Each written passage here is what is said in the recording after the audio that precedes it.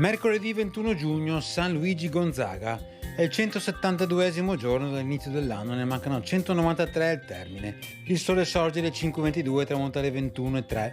La luna si leva alle 7:59 e tramonta alle 23:45.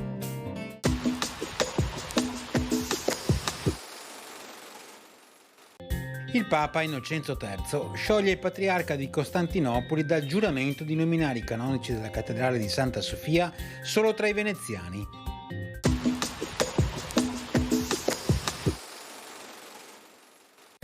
Le previsioni per domani: cielo in prevalenza da sereno a poco nuvoloso, salvo qualche addensamento più probabile a partire dal pomeriggio sulle zone montane e localmente su quelle pedemontane. Precipitazioni per gran parte della giornata assenti, salvo occasionali piogge nelle ore pomeridiane sulle Dolomiti.